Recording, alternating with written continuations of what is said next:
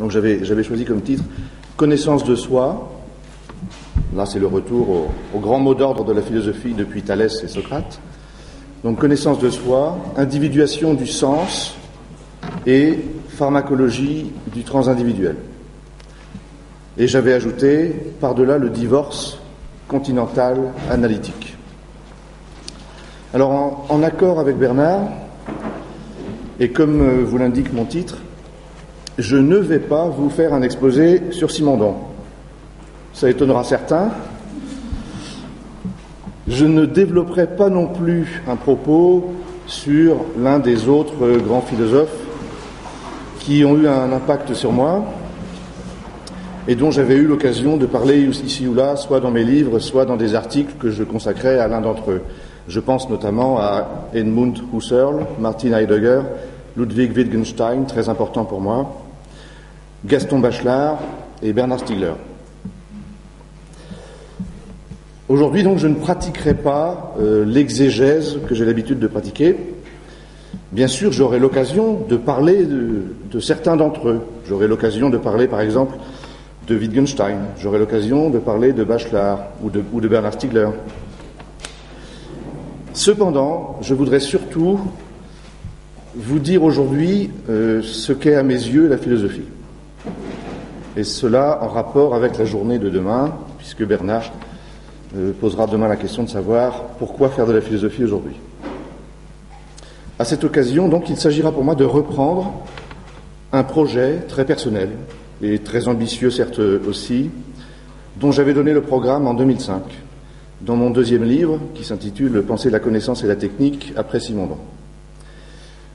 Et dans un article en 2010, dans les cahiers Simondon numéro 2, j'avais repris ce programme personnel de façon plus pédagogique et plus synthétique. Et cet article s'intitulait, lui, « Penser après Simondon et par-delà Deleuze ».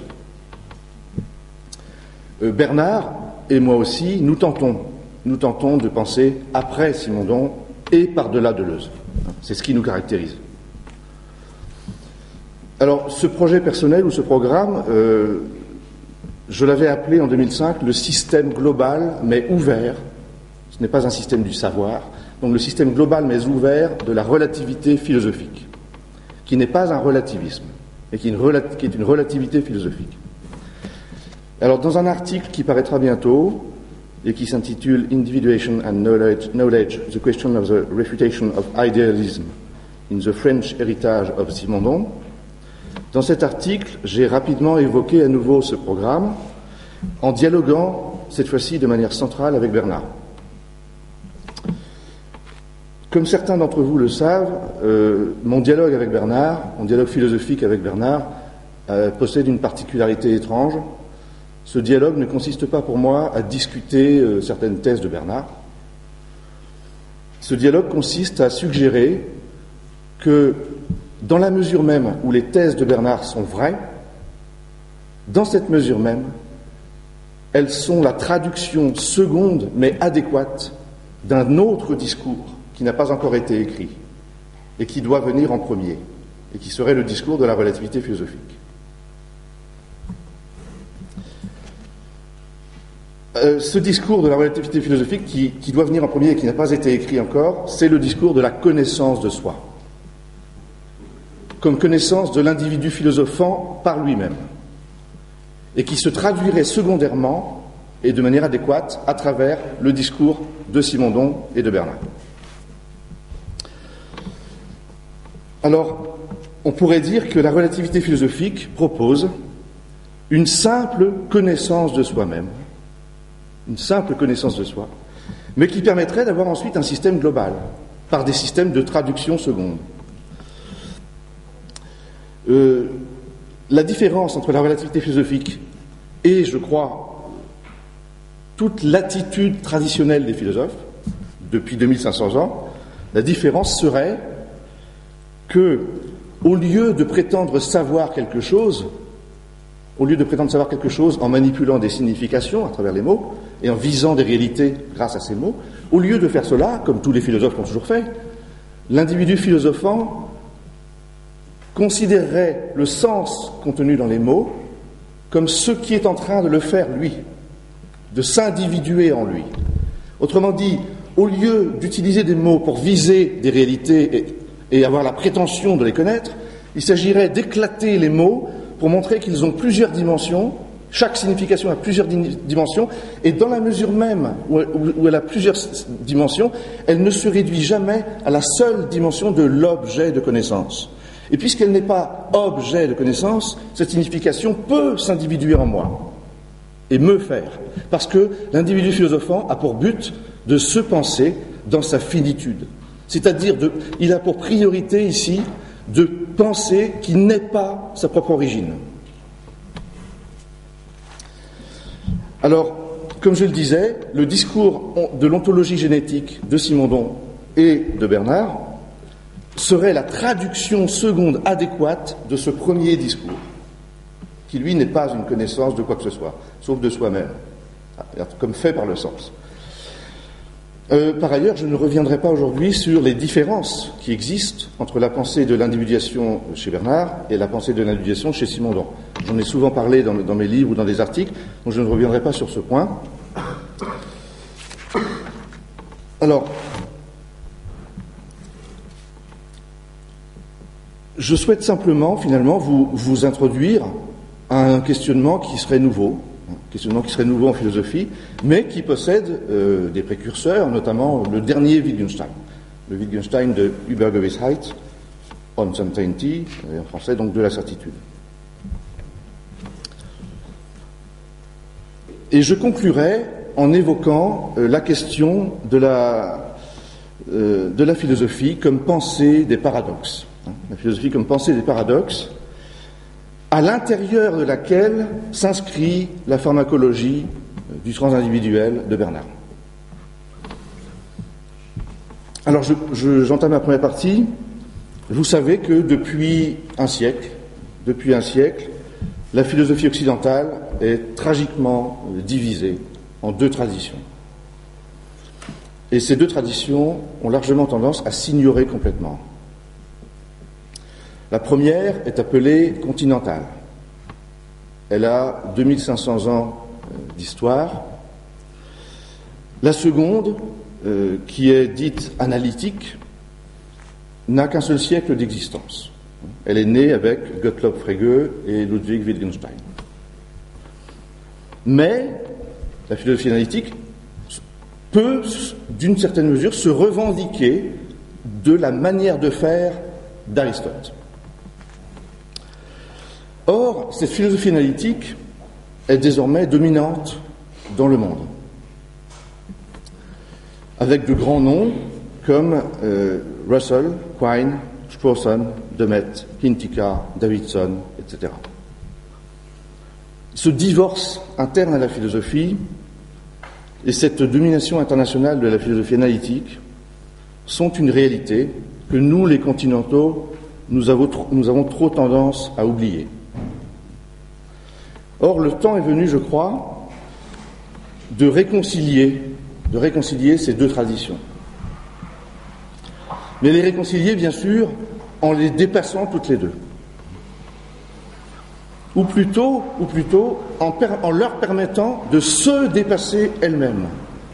De se dépasser elles-mêmes grâce à ce qu'elles contiennent d'auto-transcendant. Dans leur fondation même.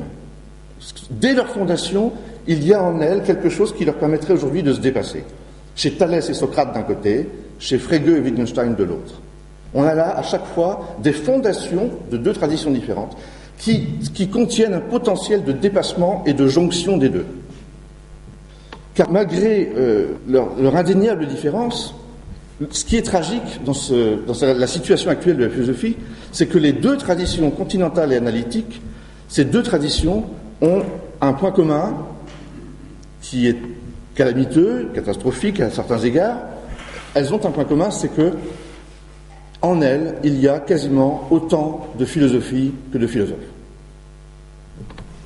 Je disais qu'elles ont ce point commun, à ceci près sans doute que les philosophes analytiques se spécialisent et ils proposent rarement une Weltanschauung. Les philosophes analytiques proposent rarement une vision du monde, ils se spécialisent dans un domaine et ils peuvent ainsi former des camps relativement unis qui vont débattre avec des appellations en ismes. Nominalisme versus réalisme, extensionnalisme versus intentionnalisme, etc.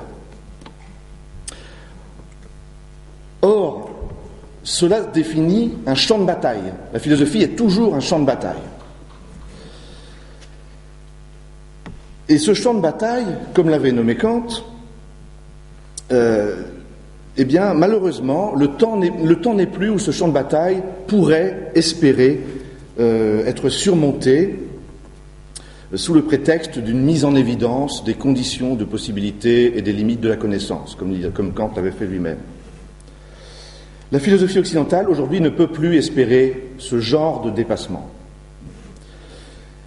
La philosophie occidentale ne peut aujourd'hui qu'inventer l'unité réflexive de cette auto-singularisation de la philosophie, l'unité réflexive de ce désaccord partagé qui la caractérise depuis toujours, désaccord partagé qui la caractérise depuis toujours. Elle a toujours été champ de bataille. Si on arrive à faire cela, il n'y aura plus un savoir philosophique. Il ne s'agira plus de proposer un savoir philosophique. Et c'est parce qu'il ne s'agit plus de proposer un savoir philosophique qu'un nouveau terrain pour un véritable dialogue est possible. C'est ce que je voudrais essayer de préciser d'ailleurs. La philosophie dite analytique revendique certes un véritable dialogue entre les penseurs. Elle revendique un dialogue au nom de principes communs d'argumentation.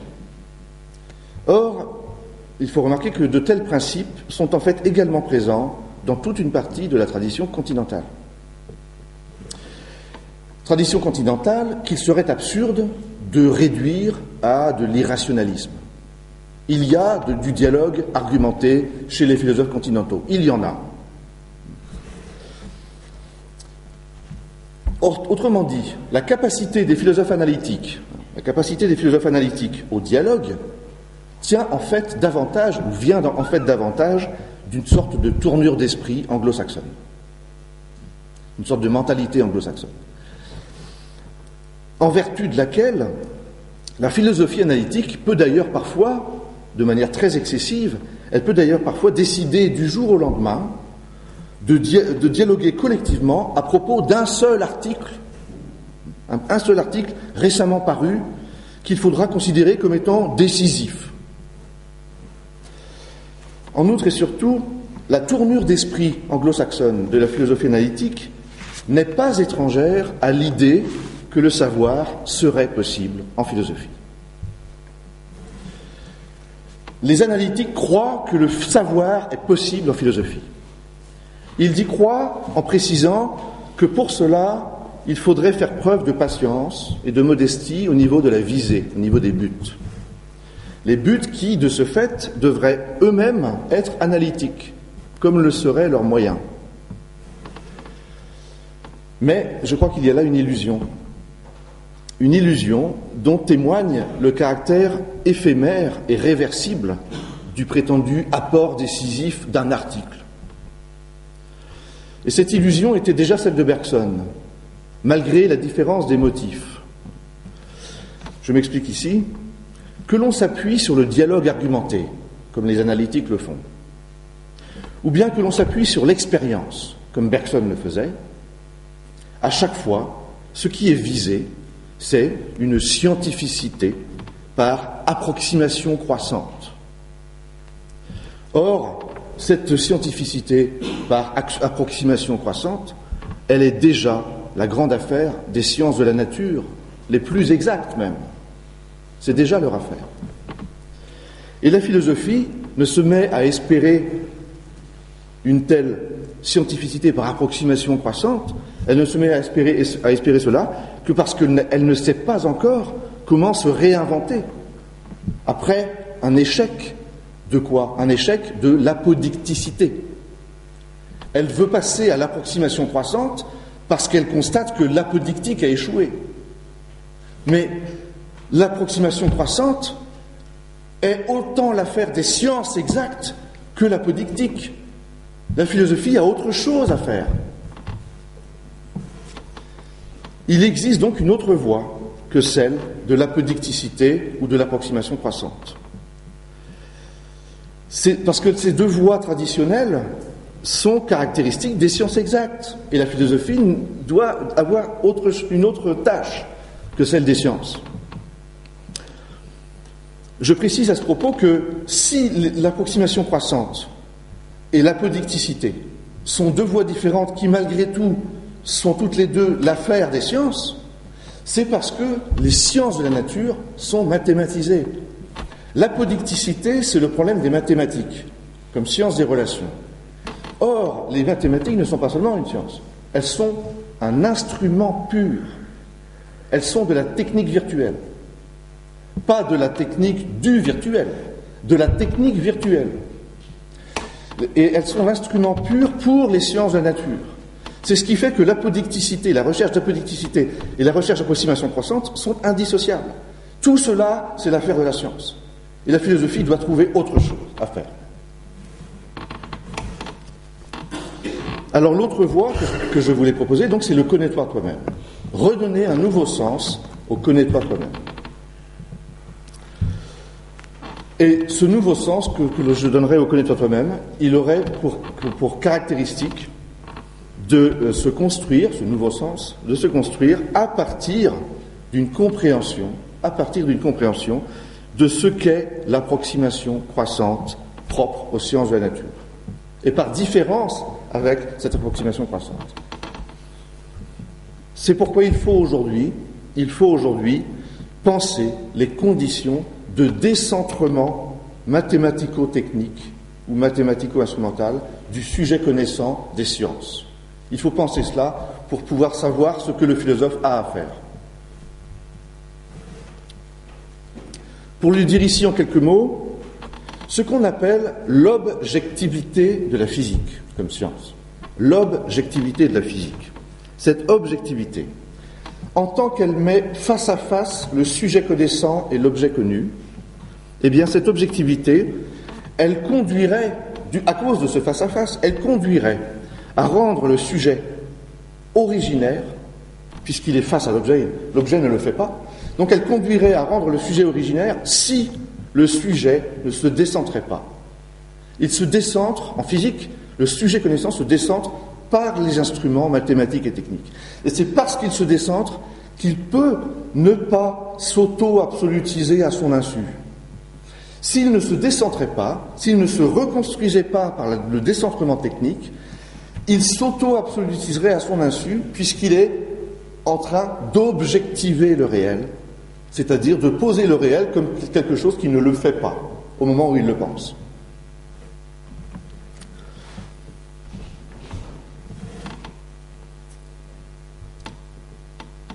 Qu'en est-il de l'individu philosophant ? J'ai parlé du sujet connaissant. Qu'en est-il de l'individu philosophant ? L'individu philosophant possède-t-il un mode de décentrement ? Un mode de décentrement qui lui permettrait de ne pas s'absolutiser à son insu dans son activité de sujet qui objective le sens. C'est la question que je me suis posée depuis 10 ans. Et il se trouve que chez Wittgenstein, on a un début de réponse. Mais c'est juste un début qu'il s'agit de prolonger. Le deuxième Wittgenstein, c'est-à-dire le Wittgenstein des Philosophical Investigations, pensait que le jeu de langage propre à la philosophie et à la philosophie traditionnelle, il pensait que ce jeu de langage de la philosophie traditionnelle conduisait à des hypostases qui seraient propres à la philosophie. Et il pensait donc qu'il fallait reconduire le jeu de langage philosophique au langage ordinaire. Le dernier Wittgenstein, qui n'est pas le Wittgenstein des Philosophical Investigations, qui est le Wittgenstein de Übergewissheit, Uncertainty. Le dernier Wittgenstein s'interroge pour sa part sur l'attitude commune au langage ordinaire et à la philosophie traditionnelle. Il y aurait une attitude commune ici, cette fois-ci.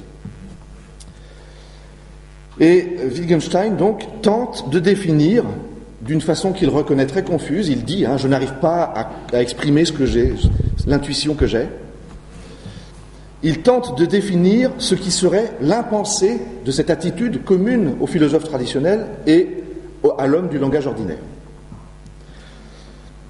Il prend des exemples. Il prend des exemples très simples, comme par exemple la phrase « je sais qu'il y a une feuille devant moi ». Examinons cette phrase. « Je sais qu'il y a une feuille devant moi ». Cette phrase, elle appartient autant au langage ordinaire, elle appartient au moins autant au langage ordinaire qu'au jeu de langage philosophique. Cette prédication, c'est une prédication cette phrase, cette prédication consiste, puisqu'elle dit « je sais qu'il y a une feuille devant moi », elle consiste à objectiver des significations, par exemple feuille, la signification feuille, elle a été objectivée, donc elle consiste à objectiver des significations pour dire le réel à travers ces significations. Pour dire le réel, grâce aux significations qui sont dans les mots, j'ai besoin d'objectiver la signification comme égalée au réel. Comme si le sens n'était pas ce qui s'individue en moi. Quand je dis « je sais qu'il y a une feuille devant moi », je présuppose à mon insu que le sens que je manipule ne me fait pas, puisque je dis le réel en objectivant les significations. Il est donc d'autant plus légitime de dire que jusqu'ici, les philosophes, et pas seulement les hommes du langage ordinaire, jusqu'ici les philosophes, dans leur pratique des significations, et quelle que soit leur thèse, se sont absolutisés à leur insu, comme l'homme du langage ordinaire. Ils ont fait comme dans cette phrase. Je sais qu'il y a une feuille devant moi. Ça, c'est la phrase du langage ordinaire où on s'auto-absolutise, à son insu, bien sûr. Les philosophes ont fait la même chose.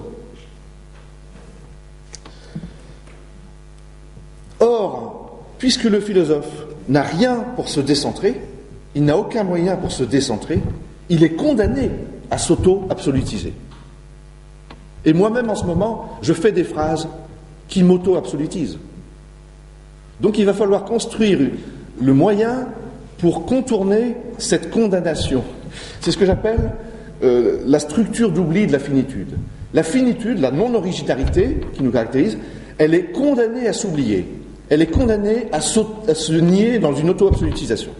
En ce moment même, je m'auto-absolutise. Et j'ai essayé de construire, je vais vous donner juste quelques aperçus, essayer de construire une pensée qui permet malgré tout, malgré ce cercle vicieux, de penser la finitude.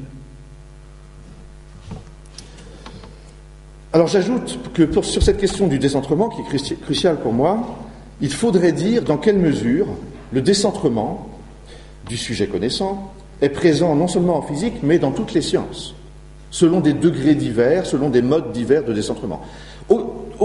Aucune science ne peut se construire sans un mode de décentrement.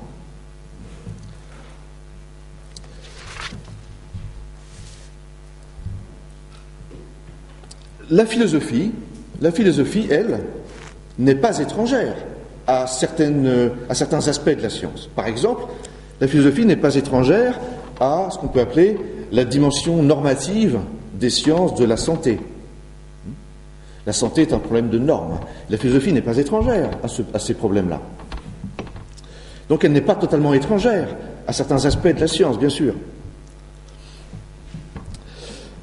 Elle n'est pas étrangère non plus à la question de l'unification des sciences, qui était la grande question de Simondon. L'une des grandes questions de Simondon, c'était comment unifier les sciences par la philosophie. Les sciences ne peuvent pas s'unifier.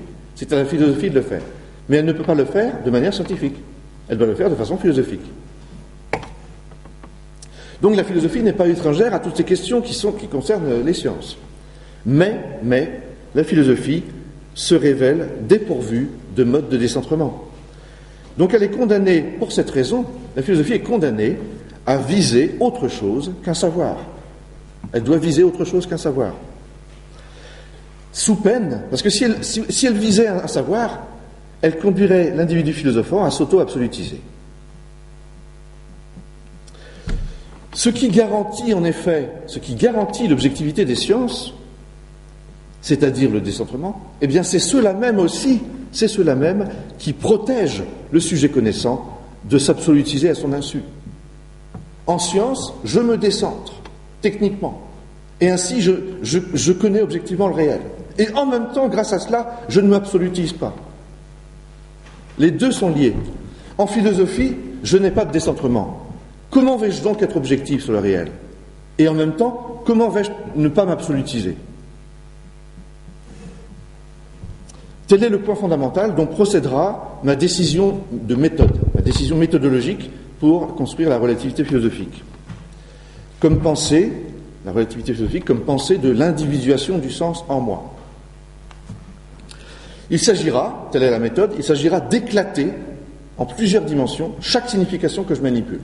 Si je dis feuille, si je dis concept, si je dis design, si je dis arbre, si je dis table, j'éclate la signification en plusieurs dimensions. Elle ne se réduit plus à la seule dimension de l'objet de connaissance. Et dans cette mesure même, le sens n'est pas là devant. Il est en train de me faire au moment où je le pense. La philosophie occidentale, n'ayant pas explicitement posé la question du rapport de l'individu philosophant aux significations qu'il manipule, ou bien ne l'ayant fait que selon le linguistic turn de la philosophie analytique, eh bien, elle n'a pas su de ce fait se démarquer d'une tâche de connaissance. Elle n'a pas su se distinguer clairement d'une tâche de connaissance. Parce que seul le linguistic turn de la philosophie analytique a tenté de penser le problème des significations. Mais le linguistic turn de la philosophie analytique a pensé ce problème-là d'une façon qui est totalement inadéquate pour sortir de la prétention à la connaissance.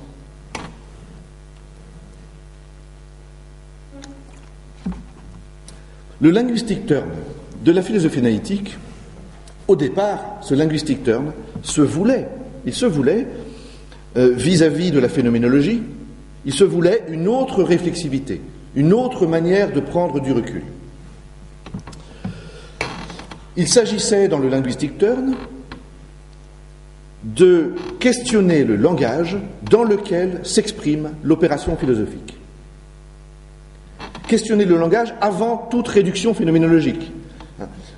Le linguistic turn avait cette capacité à dire aux phénoménologues, bon, vous pratiquez la réduction phénoménologique, mais le langage dans lequel vous faites, est-ce que vous l'avez analysé? Donc il y avait bien, dans le linguistic turn, il y avait bien une dimension de recul critique, très intéressante de ce point de vue-là. Mais le linguistic turn s'est largement revendiqué du logicisme de Gottlob Frege. Frege, créateur d'une logique propositionnelle nouvelle sous le nom de calcul des prédicats. Et une telle conception logiciste ne pouvait qu'accentuer encore l'illusion d'une philosophie qui serait un savoir. Autrement dit, le linguistic turn a commencé à prendre du recul par rapport aux significations que je manipule, mais il l'a fait d'une manière qui le condamnait à une prétention au savoir. Donc, ça veut dire que cette prise de recul ne s'est pas accomplie jusqu'au bout. Cependant, Frege a fait une distinction très intéressante. La distinction entre Sinn et Bedeutung. Elle est très intéressante. Elle peut être aujourd'hui modifiée, reprise et modifiée, pour être appliquée aux noms communs. Par exemple, arbre, ou rocher, ou table. Alors je précise. Le Sinn, c'est le sens. La Bedeutung, c'est la dénotation, c'est la référence. Par exemple, si je dis table, la Bedeutung, c'est l'objet dont je parle. C'est la table. Oui, c'est la Bedeutung, la dénotation, la référence, c'est la table. Le Sinn, c'est... Alors, le Sinn, tel que le pense Frege, il le pense à partir des propositions et des expressions. Moi, je voudrais appliquer ça aux mots, à la signification, table. Frege, lui, il prenait des expressions, comme par exemple l'étoile du matin et l'étoile du soir. Il disait, vous voyez que la Bedeutung est la même, c'est Vénus. On parle de la même chose dans les deux. L'étoile du matin, l'étoile du soir, la Bedeutung, la référence, c'est Vénus. Par contre, le Sinn, ce n'est pas le même, parce que je dis l'étoile du matin, ou bien l'étoile du soir. Donc le sens est différent, mais la référence est la même. Eh bien moi, je voudrais appliquer cette différence-là Je voudrais l'appliquer au nom commun, non plus à l'expression, mais au nom commun. Si je dis, mais alors je vais la modifier, bien sûr. Je vais modifier la différence qu'il fait. Par exemple, si je dis arbre, la Bedeutung, la référence, c'est en effet la réalité qu'on appelle l'arbre. Le Sinn, le sens, c'est le fait que quand je dis arbre, il se passe des choses en moi. Quand je dis arbre, c'est d'abord, certes, un objet de connaissance possible. Mais ce n'est pas que cela. Ce n'est pas qu'une référence pour une connaissance. Un arbre, c'est un objet que je peux valoriser de diverses façons, que je peux trouver beau. C'est un objet qui peut être plus ou moins important pour moi selon mon éducation. Autrement dit, la signification arbre possède une dimension axiologique. Elle n'a pas qu'une dimension ontologique. La signification arbre possède une dimension axiologique qui est liée à mes émotions. Et par ailleurs, la signification arbre possède une dimension économique, parce qu'il peut éventuellement être lié à une satisfaction de besoin. Si je suis un enfant, la signification arbre pourra résonner en moi d'une manière économique, au sens large. Si par exemple je dis « Ah, je vais pouvoir installer une balançoire », je vais pouvoir fixer une balançoire à une branche. Je suis un enfant, quand je dis arbre, il y a aussi ce vécu-là dans la signification arbre. Ce n'est pas seulement un objet réel à connaître. Ce n'est pas seulement un objet par rapport auquel j'aurai des valeurs et des émotions, c'est aussi un objet qui permet la satisfaction de besoins. Si je suis fils d'agriculteur, la dimension économique de l'arbre, elle sera différente de celle dont je viens de parler. Elle sera liée au fait que ça peut produire des aliments. Si c'est un arbre fruitier, c'est beaucoup plus intéressant. Donc, chaque signification possède 3 dimensions, économique, ontologique, axiologique. Et bien sûr, depuis 2500 ans, les philosophes ont écrit en privilégiant la dimension ontologique. Ils n'ont pas éclaté les significations. Ils ne se sont pas dit je vais éclater la signification arbre. Non, ils ont réfléchi sur le monde en faisant des prédications classiques où les significations étaient objectivées. Alors, la philosophie est de ce fait restée un champ de bataille. Elle est restée un champ de bataille. La conséquence, aujourd'hui, la conséquence de cette situation, c'est que nous sommes à l'époque où les sciences cognitives sont en train de ronger le terrain de la philosophie. Parce que la philosophie n'est pas sortie, elle n'a pas réussi à sortir de la prétention au savoir. Or, les sciences cognitives aujourd'hui, qu'est-ce qu'elles parviennent à faire ? Les sciences cognitives aujourd'hui parviennent à montrer que nos facultés, mémoire, imagination, perception, elles parviennent à montrer que nos facultés sont en relation d'interpénétration. L'émotion, par exemple, aujourd'hui, les sciences cognitives montrent que l'émotion est un moteur pour la connaissance. Autrement dit, les sciences cognitives arrivent à penser l'interpénétration entre nos facultés, et la philosophie, de ce fait, puisque la philosophie, elle, n'a pas encore inventé son éclatement des dimensions, elle n'a pas encore inventé ce qui permet de contrebalancer la compréhension de l'interpénétration. C'est-à-dire que aujourd'hui, on pourrait avoir une complémentarité parfaite entre science et philosophie. La science est tellement avancée qu'elle réussit à montrer que nos facultés s'interpénètrent. Le philosophe, lui, pourrait montrer que symétriquement, mais pas contradictoirement, symétriquement, complémentairement, chaque signification possède plusieurs dimensions. Et ces dimensions du sens sont à la fois irréductibles les unes aux autres, je ne peux pas réduire une dimension à l'autre, mais en même temps, elles sont en interpénétration, bien sûr aussi, elles sont constitutives les unes des autres. Donc la philosophie peut aujourd'hui inventer une autre pratique du langage pour un autre problème que celui de savoir des choses. Il ne s'agit pas de savoir des choses sur le réel, il s'agit de penser le sens qui est en train de me faire. Et la science, elle, connaît le réel en objectivant les significations. Et en faisant cela, elle montre que nos facultés s'interpénètrent. Les domaines, ce qu'on appelle les domaines de la philosophie, ontologie, morale, esthétique, etc., ces domaines, je crois, aujourd'hui, ne peuvent plus ne peuvent plus être posés a priori. On ne peut pas dire il y a la morale, il y a l'ontologie.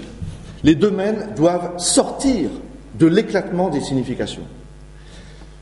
La philosophie, jusqu'à présent, a toujours voulu de grands systèmes qui traitaient tous les grands problèmes, les problèmes de la morale, les problèmes de l'ontologie, etc., en présupposant qu'il existe des domaines comme ça.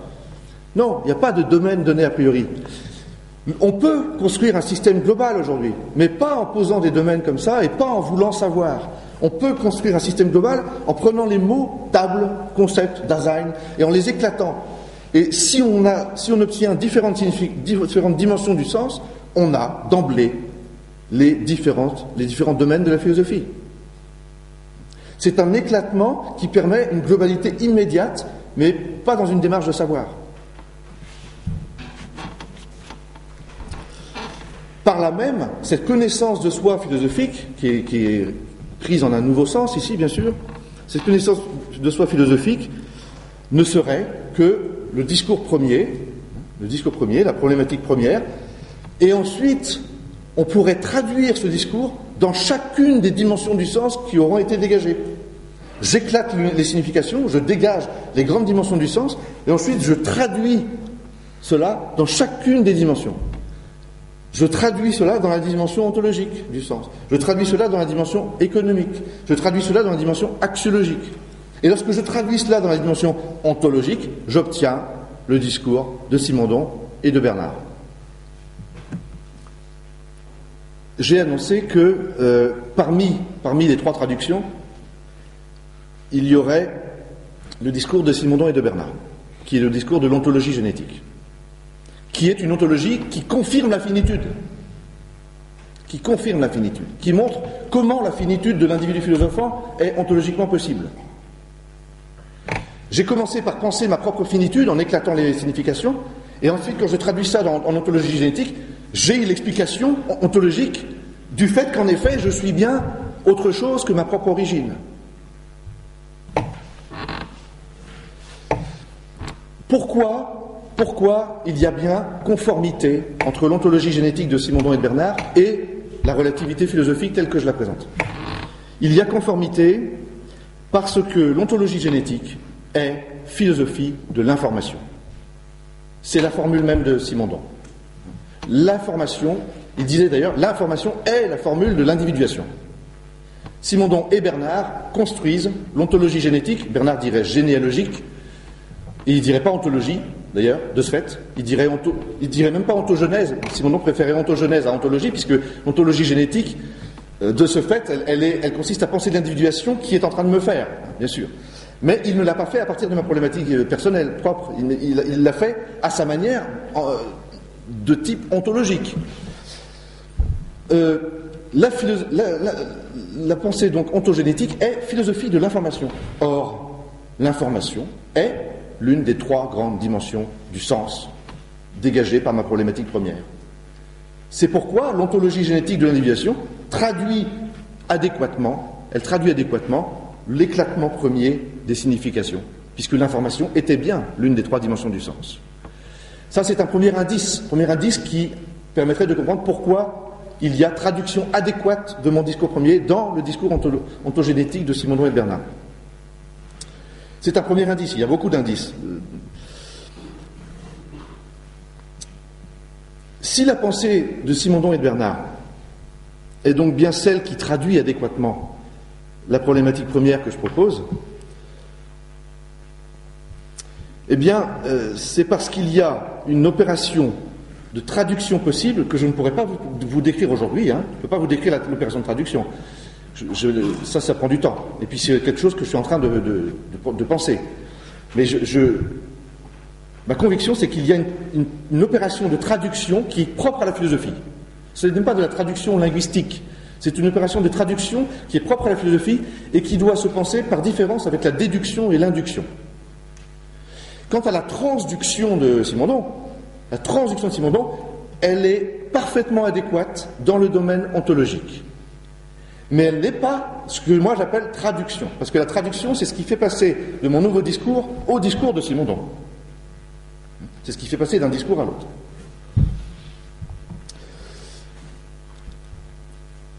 Alors, ce que je voudrais aussi préciser, c'est que, comme deuxième indice de la conformité du discours de Simondon et Bernard à mon propre premier discours, deuxième indice, c'est que j'ai dit qu'il y avait 3 dimensions du sens.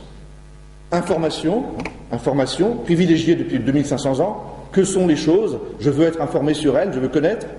Donc information, production, éducation. Or, cette différence-là, cette différence entre le sens global et chacune de ces dimensions, cette différence, lorsqu'on la traduit à l'intérieur de la seule dimension de l'information, quand je la traduis dans la dimension de l'information, j'obtiens la différence entre l'individu et la substance.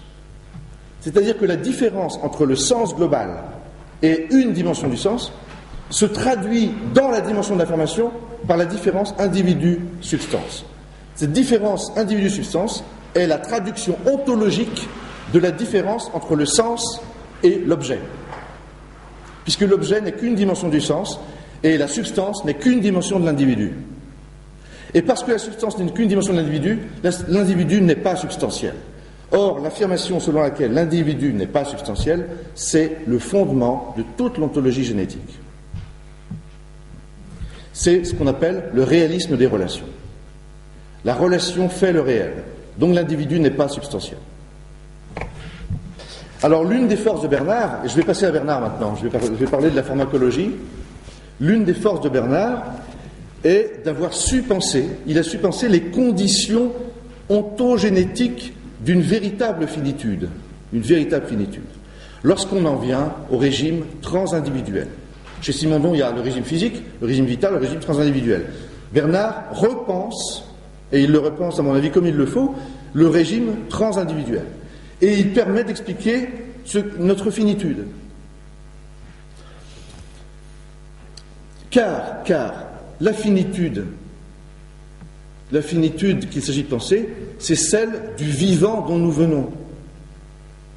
Or, la finitude du vivant, elle n'est véritablement pensée que si le devenir psychosocial de ce vivant est prothétique. Pour penser vraiment le vivant comme fini, je dois poser que le vivant a besoin de béquilles pour devenir du psychosocial. Bernard pense cela. Il pense la finitude du vivant comme à travers l'expression de cette finitude, c'est-à-dire une prothéticité du devenir psychosocial. Alors, j'en viens maintenant à la pharmacologie. J'avais prévu de vous parler de beaucoup de choses encore, de Bachelard, de l'importance de Bachelard dans mon travail, mais j'en viens à la pharmacologie et à ma compréhension de ce que fait Bernard aujourd'hui. Parce qu'il y a Bernard, c'est tout un trajet. Hein. Alors d'ailleurs, à propos du trajet de Bernard, je voudrais formuler la thèse générale, ce que je crois être la thèse globale de l'œuvre de Bernard. Parce que vous la connaissez déjà plus ou moins, cette œuvre, donc je me contente de vous donner d'abord la thèse globale. La thèse globale de l'œuvre de Bernard pourrait se formuler de la manière suivante. En vertu de la finitude rétentionnelle, le processus transindividuel ou psychosocial d'individuation, ce processus repose sur une extériorisation de la mémoire qui fait de ce processus un processus transductif d'épiphylogenèse. Épiphylogenèse qui sont fondées sur des prothèses. Des prothèses appelées aussi bien chez Derrida déjà des suppléments. Les prothèses engendrent aujourd'hui, à l'ère des technologies de l'esprit et de leur exploitation consumériste, elles engendrent aujourd'hui une désindividuation qui doit être comprise comme une désublimation, c'est-à-dire une régression du désir à la pulsion, et donc une prolétarisation du consommateur, puisque le consommateur est devenu incapable de savoir désirer. Et cette prolétarisation du consommateur fait suite à la prolétarisation du producteur, qui avait été pensée comme aliénation psychophysiologique chez Simondon, et comme donc une perte de savoir-faire. Donc voilà ma manière d'exprimer la thèse globale de Bernard. Vous voyez que dans cette thèse globale de l'œuvre de Bernard, il y a une articulation entre ce qu'on peut appeler la thèse fondamentale ontogénétique, qui est présente dans La technique et le temps, Techniques and Time. Il y a une articulation entre cette thèse fondamentale ontogénétique et la thèse politique, la thèse d'économie politique. Nous savons depuis Platon et Aristote que la philosophie politique est la visée suprême et ultime, dernière et suprême de la philosophie. C'est pourquoi d'ailleurs l'efficacité politique d'un texte comme le contrat social, qui a ainsi influencé la Déclaration universelle des droits de l'homme en 1789, l'efficacité politique d'un texte comme du contrat social est à mes yeux suffisante pour considérer Rousseau comme l'un des plus grands philosophes. Or, c'est justement de Rousseau que part Bernard en 2007. En 2007, dans sa préface au livre de Simondon, L'individuation psychique et collective. C'est de Rousseau que part Bernard lorsque Bernard développe une réflexion sur les tendances inhérentes à l'homme, les tendances différentes et conflictuelles, en tension, qui sont dans l'homme. Alors, je cite Bernard, pas la première page, mais la deuxième page de sa préface à Simondon. Bernard écrit ceci: en fin de compte, poser la question de savoir si l'homme est bon ou mauvais, c'est ne pas comprendre ce qu'est une question philosophique. C'est ne pas comprendre la nécessité de distinguer ce qui est en fait de ce qui est en droit. Et que la liberté tient justement à cette différence, tandis que la philosophie tient à cette liberté. J'adore cette formule. Et il ajoute, si la philosophie peut faire cette distinction entre le fait et le droit, si la philosophie peut faire cette distinction et sans opposer les termes qui s'y forment, c'est parce que le philosophe pose, à l'origine même de la philosophie, et comme une question fondatrice de toute philosophie, il pose que l'homme n'est ni bon ni mauvais. Il est irréductiblement les deux, il est bon et mauvais. Voilà ce que dit Bernard dans sa préface à Simondon. J'ai choisi ce passage parce qu'il porte sur ce qu'est la philosophie tout au fond. Or, la philosophie y apparaît comme une entreprise réflexive dans laquelle les contraires ne s'opposent pas. Les contraires ne s'opposent pas, mais ils composent. La relation entre les tendances distinctes inhérentes à l'homme, cette relation est une relation transductive, comme l'explique Bernard à la suite de Simondon, au sens où les deux pôles qui sont en tension proviennent du même centre de déphasage. Telle est ce qu'on pourrait appeler l'idée source de la pharmacologie dans son origine simondonienne et non plus déridienne. Il y a une double origine de la pharmacologie. Il y a une origine déridienne, bien sûr, mais il y a aussi une origine possible de simondonienne. Il faut lire les pages du dernier livre de Bernard, il faut lire les pages du livre « Ce qui fait que la vie vaut la peine d'être vécue », les pages sur Derrida, qui pour moi sont très importantes, et de même que les pages sur Heidegger, dans le chapitre intitulé « Pharmacologie de la question ».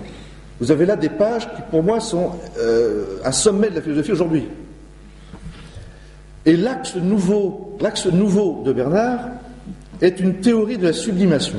Une théorie de la sublimation qui fait que Freud est le grand penseur du XXe siècle pour Bernard, je crois. Je dis penseur, pas philosophe, bien sûr. Il est le grand penseur du XXe siècle, et c'est lui qui finalement va permettre à Bernard de réinventer une nouvelle critique. Ça peut paraître paradoxal, mais c'est une critique de l'inconscient. À travers une théorie de la sublimation, et une théorie de la sublimation qui va nouer deux choses, la pharmacologie et la critique, au sens de Kant, au sens du criticisme. La théorie de la sublimation va permettre le nouage entre la pharmacologie et la critique, donc au sens du criticisme. Cela va permettre une nouvelle critique de la raison, comme critique de l'inconscient. Et en même temps, ce sera une critique de l'économie politique. Or, ça peut paraître étonnant, tout ce nouage, mais je crois qu'il est inévitable. Il est inévitable. Alors je termine. Un tel nouage de la pharmacologie et du motif critique fait donc de la nouvelle théorie de la sublimation une nouvelle critique de l'économie politique. C'est ce que je venais de dire. Or, la façon dont Bernard construit cela me convainc, me persuade que là encore, il y a une traduction seconde et adéquate de la nouvelle problématique que je voudrais proposer. À nouveau, il y a traduction adéquate. On se souvient, en effet, que dans l'éclatement des significations que je voudrais pratiquer, il y avait les trois dimensions, information, éducation, production. Or, ce que fait Bernard en économie politique est une traduction adéquate de ce que moi j'appellerais la philosophie de la production. C'est donc la traduction seconde, c'est l'une des traductions secondes, ce que fait Bernard est l'une des traductions secondes de la relativité philosophique telle que je l'entends, du discours premier. Et pourquoi cela? Parce que les dimensions du sens, les trois dimensions du sens, sont constitutives les unes des autres. Elles sont irréductibles, mais elles sont aussi constitutives les unes des autres. Il y a un lien indissoluble entre l'ontologie et l'économie politique. Il y a un lien indissoluble entre la traduction ontologique de mon discours premier et la traduction économique de mon discours premier. Les deux sont liés. Et Bernard est en train de travailler sur les deux en même temps. Mais il les noue à sa façon. Il ne les noue pas comme moi je les nouerais. C'est-à-dire, moi je le ferai par un système de traduction, à partir d'un discours premier. Lui, il le fait par des nouages qui sont liés au caractère irréductible des dimensions du sens. Et alors, pour terminer, le passage que j'ai cité de Bernard, le passage que j'ai cité, mobilisait le motif critique de la critique de la raison pure. Il distinguait en effet le fait et le droit. Ce motif critique, c'est celui par lequel sont ainsi donnés ce que Bernard nomme les motifs. Mais chez Bernard, les motifs sont aussi, et à juste titre, ce qui réconcilie la raison et le désir. Le motif, c'est aussi la raison. Et le motif, bien sûr, c'est lié au désir. Le motif, c'est donc ce qui réconcilie la raison et le désir.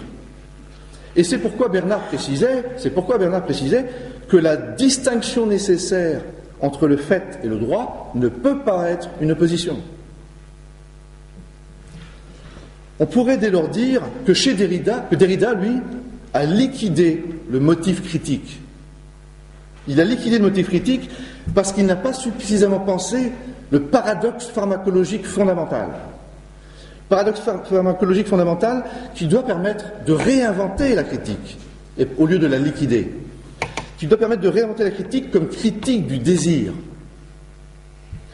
Ce paradoxe fondamental est bien sûr lié à la théorie de l'inconscient. C'est le paradoxe selon lequel la raison et le droit, c'est-à-dire l'autonomie, eh bien la raison et le droit, donc l'autonomie, ne survivraient pas à leur opposition au désir et au fait. Ils n'y survivraient pas parce que le désir est cette réalité infinie qui n'est pensable qu'à partir de la finitude. Et donc du fait. Qui n'est pensable qu'à partir de la finitude et donc du fait. Mais qui rend possible la raison et le droit. Ainsi, je crois que le cœur absolu de toute l'œuvre de Bernard, c'est la réalité fondamentalement pharmacologique de ce que la philosophie, depuis Platon, interroge sous le nom de désir. Merci de votre attention.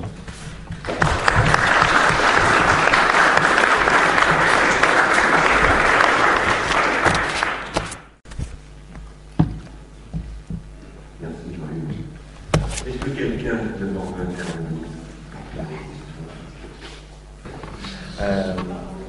Dans ce que tu as présenté, je ne sais pas trop finalement comment tu expliques les trois axes. Pourquoi 3, pourquoi pas 4, notamment face à l'éclatement que tu évoques. Parce que je pense que Wittgenstein, dans cet éclatement, n'aurait pas déterminé comme ça un nombre d'axes de manière finie. Wittgenstein, non. Je ne sais pas si tu y tiens particulièrement ou si c'est quelque chose qui peut évoluer. Voilà. Ça peut évoluer, mais... Mais c'est une phrase qui m'a... Quand tu dis « le philosophe n'a rien pour se décentrer oui. ». Si on se replace dans le cours et le séminaire de cette année, sur une question qui m'apparaît essentielle pour la philosophie, c'est la question du daimon. On a eu une discussion là-dessus. Socrate, avant de rentrer dans le banquet, dit « je m'arrête, je ne rentre pas, j'ai mon démon ». La figure du philosophe qui est en dialogue, un dialogue critique avec son daimon, ou ses daimons, semble relativement orthogonale avec cette proposition que le philosophe n'a rien pour se décentrer. Alors que j'aurais dit, peut-être de manière plus naturelle, que le philosophe, c'est celui qui a affaire à son démon, et donc il est déjà décentré, il est déjà clivé. Il y a ça de manière première, j'allais dire. Philosopher aujourd'hui, s'il y a un point commun entre philosopher aujourd'hui et philosopher du temps de Platon, c'est d'abord parce qu'il y a ce démon, parce que ça parle. Je disais ça passe en moi, donc ça parle. Donc alors, je veux savoir si tu tiens vraiment à cette proposition-là, quand tu dis le philosophe n'a rien pour se décentrer, parce que ça place quand même le philosophe dans une certaine forme d'irréalité. Il n'a pas les instruments, c'est-à-dire il n'a pas tout ce que tu as évoqué sur la partie scientifique. Finalement, il ne lui reste rien. Il n'aurait même plus de démon. Alors, je veux savoir si tu maintiens cette expression, que le philosophe n'a rien pour se décentrer, et comment tu pourrais la réexpliquer. Non, c'est très simple, c'est que ce que tu appelles le démon ici, moi le démon, le daimon, je ne l'appellerais justement pas un décentrement. Tu vois, le démon, c'est plutôt ce qui m'habite. Hein, c'est ce qui fait justement que j'aurais tendance à me prendre pour un centre absolu. Parce que je suis habité par quelque chose qui est plus fort que moi et qui voudrait que je sois moi-même, grâce à lui, absolu. Et si tu veux, le daimon ne résout pas la question du rapport aux mots que j'utilise. Quand je fais des phrases, quand je dis je sais qu'il y a une feuille devant moi, le daimon ne résout pas le problème que j'ai par rapport aux significations que je manipule. Le problème de l'objectivation incontournable du sens. Je suis condamné à objectiver le sens, et pourtant ce sens me fait. Il faut que je puisse penser que le sens me fait. Comment penser que le sens me fait, alors même que je suis tout le temps en train d'objectiver le sens? C'est ce paradoxe que je veux résoudre. Et le daimon ne résout pas cette solution, parce que, encore une fois, le daimon, c'est ce qui, non seulement, c'est ce qui aurait tendance à augmenter le champ de bataille, parce que chaque philosophe peut se prendre pour son daimon. Chaque philosophe peut se prendre pour son daimon et dire, moi j'ai raison. Je vous écoute, mais c'est moi qui ai raison. Et le champ de bataille de la philosophie ne pourra pas se résoudre. Alors que si... ça rejoint ta deuxième question. Hein. La question, c'est pourquoi 3 dimensions? Et est-ce que ça ne peut pas évoluer? Pourquoi 3 dimensions du sens? Il se trouve que, dans ce que je n'ai pas dit, là, que j'avais prévu de dire, il s'agit de créer un nouveau dialogue. Chaque philosophe, chaque individu peut faire son éclatement des significations. Ce que j'appelle la sémantique philosophique. Je l'appelle aussi parfois l'herméneutique réflexive. Mais l'expression herméneutique réflexive existe déjà chez Ricoeur, donc j'hésite à la prendre. Parce que là, il n'y a pas de vrai rapport. Mais disons, la sémantique philosophique, chaque individu philosophant peut la pratiquer. Et on peut à ce moment-là confronter nos résultats. Combien est-ce que tu trouves de dimensions du sens? Et on peut dialoguer là. On peut dialoguer. Et on n'est pas en train de dire, moi j'ai ma thèse, hein, la tienne est intéressante, tu sais bien la défendre, mais je crois à la mienne. Et je connais le réel, par-delà les sciences. Donc tu vois, les deux questions que tu posais sont liées là. I'm skeptical about your task of reconciling so-called analytic philosophy and continental philosophy. Yes. The distinction is not a logical distinction, it's a historical distinction. Yes. And it seems to me it's really difficult to reconcile historical distinction unless you believe in some kind of Hegelian Aufhebung. It's a historical distinction, and it is based on historical different origins of the two fields, if you want to call them fields. And in particular, if you take Frege as an example, Frege was terrified by semantic polyvalence. That's why he devised the system of Sinn and Bedeidung. Bedeidung was a way to presuppose the unity, the uniqueness, and the objectivity of the object. It was in some way a trick to say that Venus is Venus, or this is this table. Because from a philosophical point of view, this is the thing that we have to demonstrate. It's not already demonstrated. So this is the general trick of modern philosophy. Bedeidung was a way to legitimate objectivity, natural objectivity. That's why analytic philosophy is so popular. That's why analytic philosophers are occupying our department of philosophy. Yes.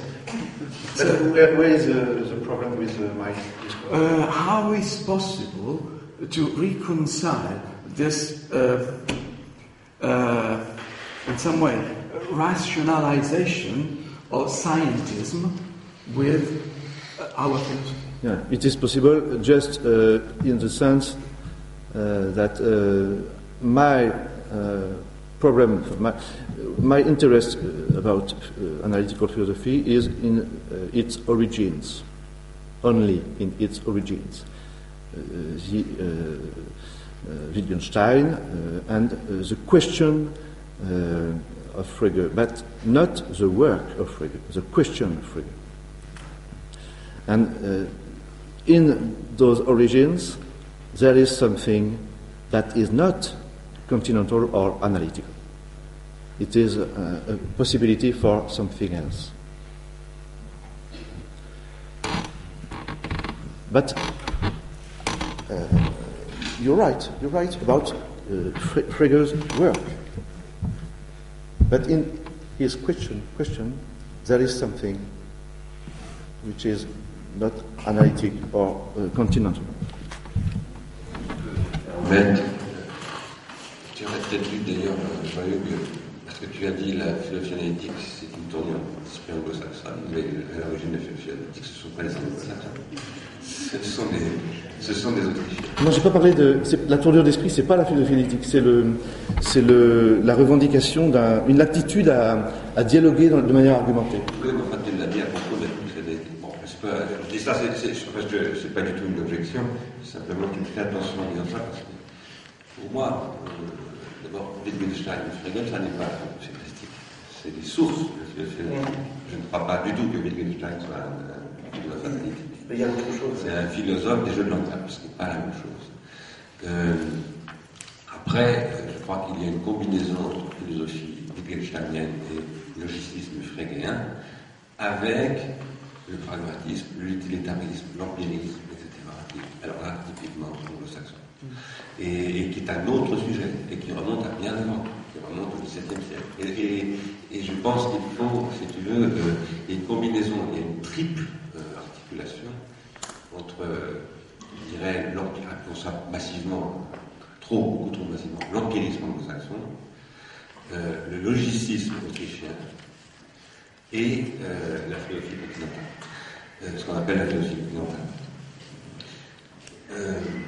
Par rapport à ça, pour essayer de répondre à la question que posait Ricardo, par exemple, la place, mais ce que j'entends moi, dans ce que fait Jean-Hugues. Bon, Jean-Hugues l'a dit, il n'a pas eu le temps de l'exposer, c'est un bachelardien.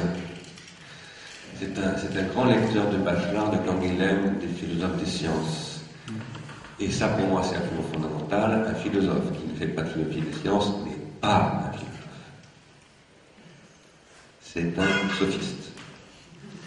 C'est un rhéteur, c'est tout ce que vous voulez, y compris des sciences du langage, des sciences de la littérature, etc. Mais le problème de la science, chez Jean-Hugues, c'est le problème du décentrement, qui, à partir d'une certaine époque historique en Europe, au XVIIe siècle, devient le problème de l'objet. qui se séparent du sujet. Bon, je dis à toute vitesse des choses qui demanderaient évidemment énormément de nuances, hein, mais c'est à l'intérieur, j'espère qu'on ne contredira pas, c'est à l'intérieur de ce type de problématique et d'une certaine avancée de la philosophie devenue science, qui n'est non plus simplement philosophie, que les questions posées à Hugues se posent. Tu es d'accord avec moi, Hugues? Alors, après, la question de Frege, et en particulier la distinction Sieg-Bedeutung,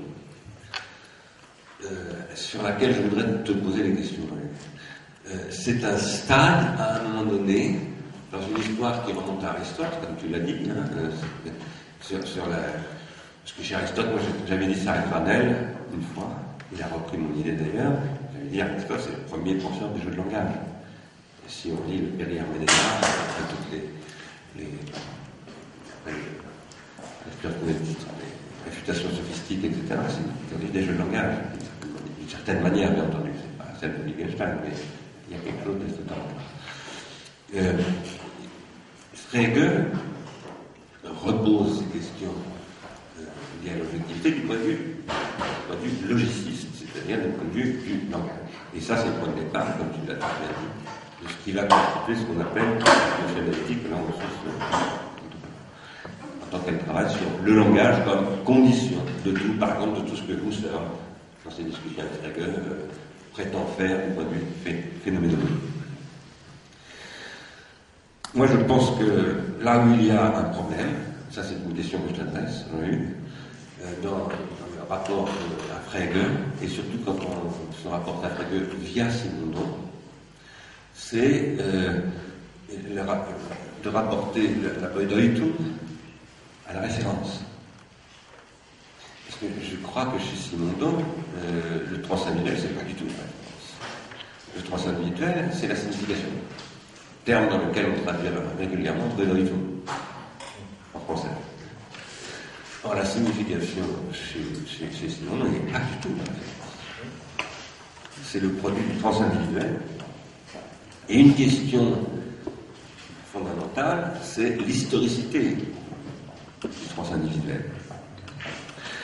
Si j'insiste personnellement sur ce que j'appelle le processus de transindividuation, c'est parce qu'il faut faire extrêmement attention à ne pas retomber dans ce que justement Wittgenstein a combattu, c'est-à-dire l'hypostase des jeux de langage. Et le transindividuel chez Simondon, pour moi, est ontogénétique, à rempart. Alors, par rapport à ce que tu as dit aujourd'hui, qui était difficile, hein, ce que veut faire Jean-Yves Barthélemy, c'est extrêmement ambitieux, c'est une véritable philosophie première. Donc c'est une philosophie sans ficelle pour animer la marionnette. C'est une philosophie où il n'y a plus d'extériorité, de grande... non, c'est une philosophie qui part d'elle-même. Ça, c'est la vraie philosophie. Je veux dire que la toute véritable philosophie, à un moment donné, passe par là, sinon c'est de la même. Donc c'est pour là que c'est très difficile qu'il veut faire, mais c'est absolument fondamental. Pour moi, ce que j'en reçois de cette ambition, ça renvoie à une autre ambition que j'ai, que je n'ai jamais rendue publique. Tu le sais, on en a déjà discuté, c'est ce que j'appelle la théorie de l'idiotexte. J'en ai un petit peu parlé dans le séminaire cette année, par contre, c'est mes fameuses spirales. Et c'est ce qui renvoie à ce que j'ai appelé, en continuant à passer par Derrida, à qui je dois beaucoup et dont je me distingue de plus en plus, mais il y a un noyau pour lequel il y a quelque chose, c'est plus moi si j'abandonnais ça serait plus moi, c'est ce que j'ai appelé la supplémentarité élémentaire. Et je pense que ce que tu appelles une philosophie première, moi j'essaye de le formuler comme étant ce que j'appelle la pensée impossible d'ailleurs, c'est quelque chose qui est inaccessible. Et archi-aporétique, etc., mais qui est ce que j'appelle l'accès à la supplémentarité élémentaire. Qu'est-ce que c'est que la supplémentarité élémentaire ? C'est quelque chose qui n'est plus le sujet transcendantal, et je regarde Francesca en disant cela, mais qui hérite des ambitions du sujet transcendantal. Ça n'est plus le sujet transcendantal parce que je pense qu'après Simondon, après Derrida et après Simondon, il n'y a plus de transcendantal. Ça ne veut pas dire qu'il n'y a plus les questions transcendantales, mais on ne peut plus les formuler comme transcendantales parce que l'opposition entre empirique et transcendantal a été renversée. C'est-à-dire, aussi là, j'en avais parlé dans un de mes livres, dans le 3e tome de la technique du temps, il faut renouer une discussion, je crois, moi aussi, avec ce qu'on appelle, je ne dirais pas la philosophie analytique, mais disons la philosophie anglo-saxonne. Et c'est là que Deleuze, évidemment, indique des choses importantes par rapport à ça.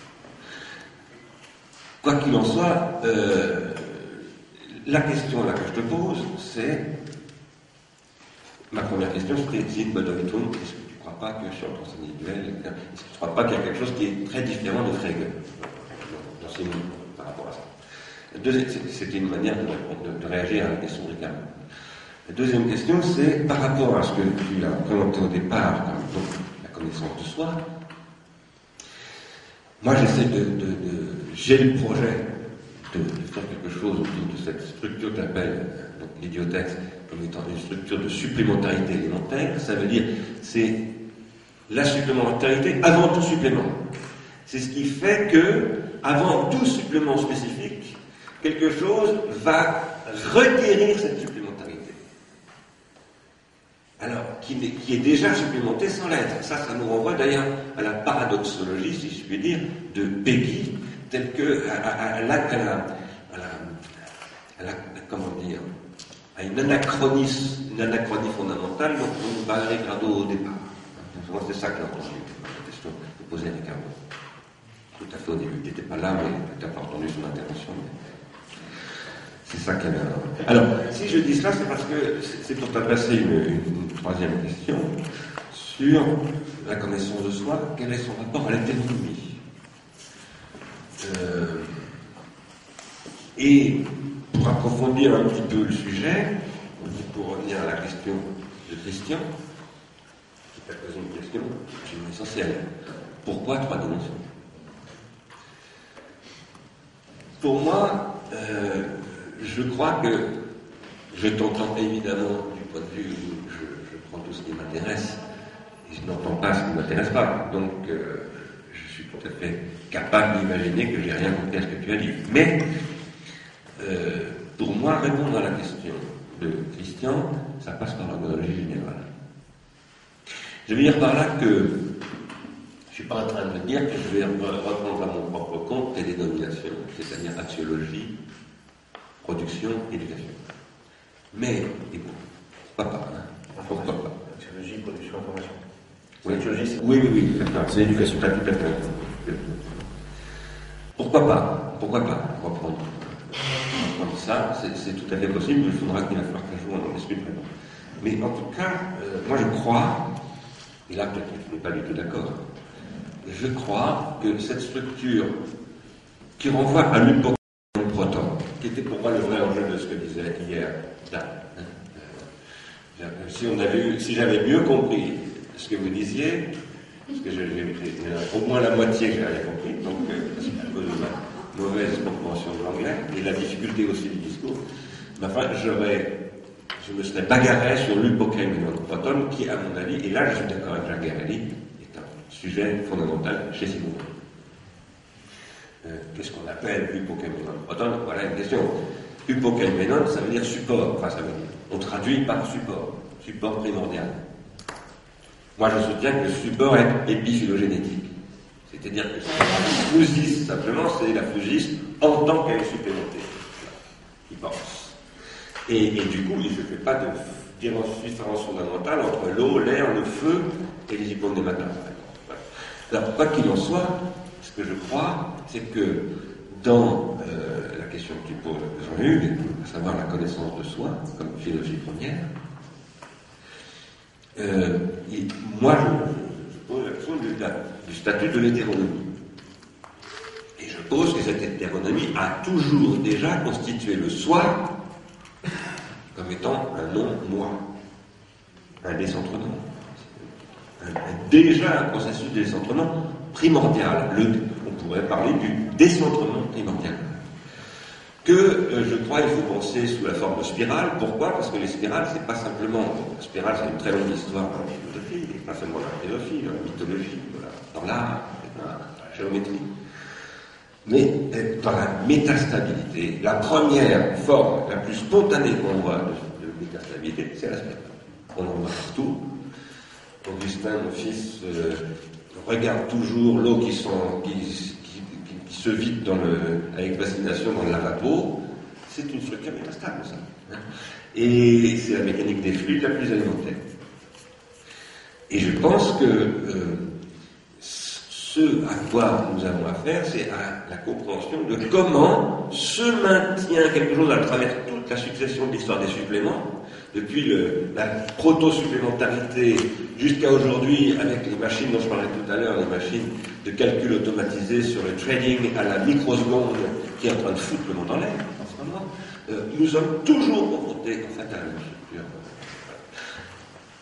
Et ce que je comprends de ce que tu dis, moi, c'est que toi, tu cherches à mettre en place le dispositif, les règles, la pratique, la technique de soi, je ne sais pas comment appeler tout ça, qui va rendre possible à un moment donné que moi, en tant que philosophe, je sois capable de me confronter finalement à cette question-là. Comme Husserl, lui, disait qu'il fallait se confronter au sujet transcendantal, d'autres à la Péronne, etc.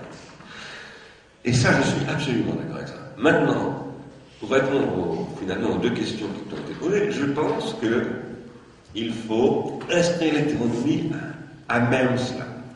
Et l'hétéronomie, pour moi, d'emblée doit être pensée comme une organologie, pas simplement comme une pharmacologie. Ce qui m'intéresse dans l'organologie et qui n'est pas simplement la pharmacologie, c'est le drame ou la tragédie de l'organologie. Mais l'organologie, c'est ce qui fait que le vivant, c'est ce que tu as dit tout à fait au début, c'est ce qui fait que le vivant devient psychosocial. Et c'est ça la question que tu te poses, c'est comment, en tant que vivant, je suis capable d'accéder à ma racine psychosociale. Mais elle est hétéronome au départ. Si nous arrivions à tomber d'accord sur une élémentarité organologique, c'est-à-dire une proto-supplémentarité, où nous dirions il y a forcément telle et telle composante, alors peut-être que nous pourrions dire voilà pourquoi il y a telle et telle dimension. Voilà, c'était ça la proposition. Bon, il y a beaucoup de choses évidemment, comme toujours. Hein. Concernant la première question sur le transindividuel et le rapport à la différence que faisait Frege entre Zinn et Bedeutung, ce sont deux plans de discussion différents. C'est-à-dire que le transindividuel, en effet, ce sont des significations, et pour un philosophe, penser le transindividuel, c'est s'inscrire dans ce que moi j'appelle la traduction ontogénétique seconde. Tandis que la différence, telle que moi je la reprends, la différence de Frege, telle que moi je la reprends, ne concerne pas du tout le discours ontogénétique. Excuse-moi de t'interrompre une seconde. Il y a Husserl dans cette affaire. Il faut que tu fasses intervenir absolument.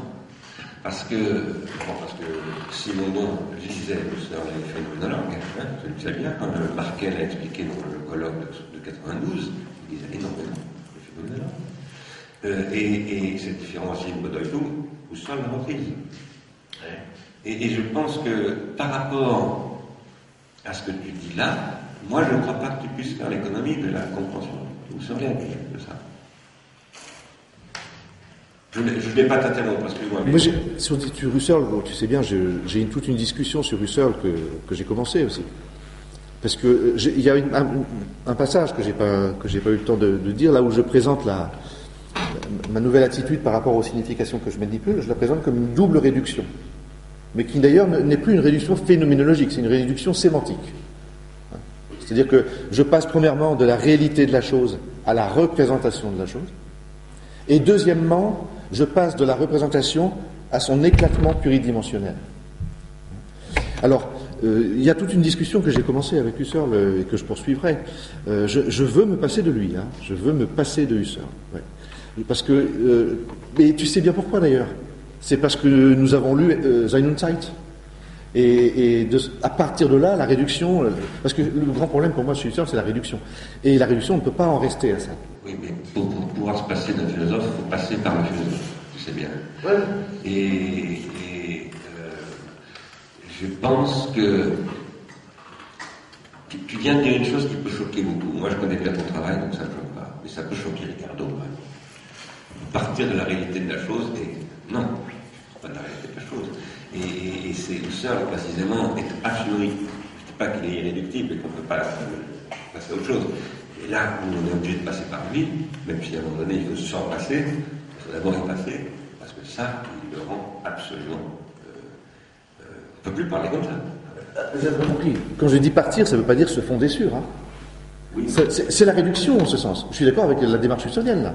Au lieu de naïvement dire que les choses dont je parle existent, je les mets entre parenthèses. Je passe à leur représentation. Mais je ne m'arrête pas là. Je fais une deuxième réduction. Oui. J'éclate la représentation. Et la deuxième réduction permet à la première de ne pas m'absolutiser. Alors que chez Husserl, il y avait une seule réduction qui absolutisait. Pour passer à la deuxième réduction, il faut d'abord avoir fait la première. Donc je pense qu'il faut que tu explicites comment tu la pratiques, parce que sinon on ne comprend plus. On a l'impression, moi je te connais bien, mais je pense qu'il y a des gens ici qui ne comprennent pas que tu connais très bien Husserl, etc. Et qui du coup, à la limite, peuvent te prendre pour un réaliste. Voilà. Ah oui, non, mais là c'est un contresens parfait. Oui, mais ça dépend de toi de ne pas faire ce contresens. Le problème, il est dans le temps dont je disposais, tu sais bien, parce que j'avais prévu de parler de ça, pour expliquer la chose. Donc, il s'agit, bien sûr, vous l'avez compris, il s'agit d'aller plus loin que Simondon dans sa volonté obsessionnelle de dépasser toutes les oppositions classiques. Simondon était obsédé par cette idée, il faut dépasser toutes les oppositions classiques. On n'est pas idéaliste, on n'est pas réaliste, on n'est pas empiriste, on n'est pas inéiste, on n'est pas sceptique, on n'est pas dogmatique.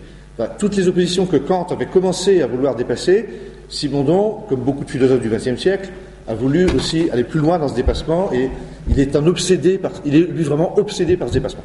Et moi, je vais aller encore plus loin que lui dans ce dépassement, jusqu'à dépasser l'opposition entre moi et les significations que je manipule, puisqu'elles sont en train de me faire.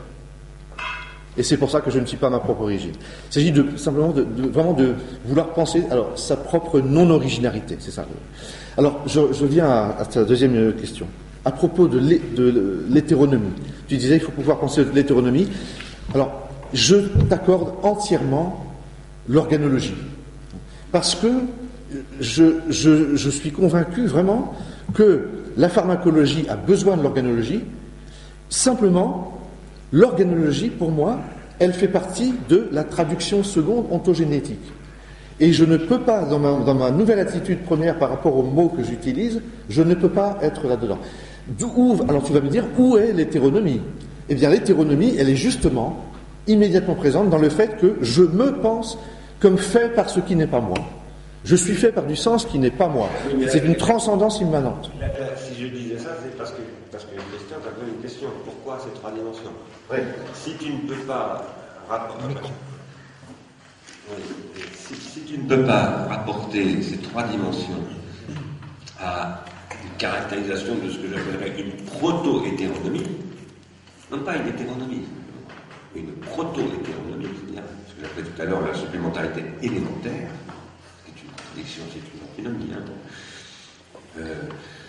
Mais là, quand on est dans la philosophie première, on est toujours confronté à ces problèmes, tu vois.